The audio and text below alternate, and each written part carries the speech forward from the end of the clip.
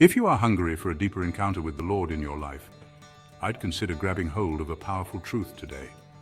Dr. Welch's new book is lighting up the worship scene.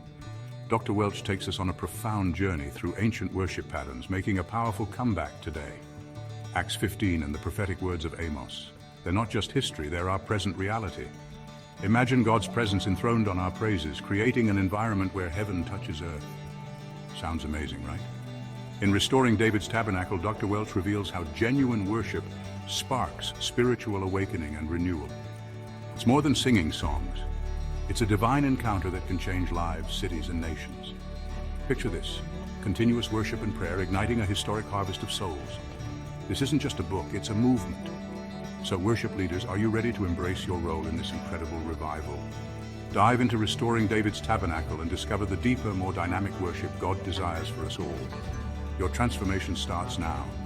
Don't miss out. Grab your copy today and join the global movement.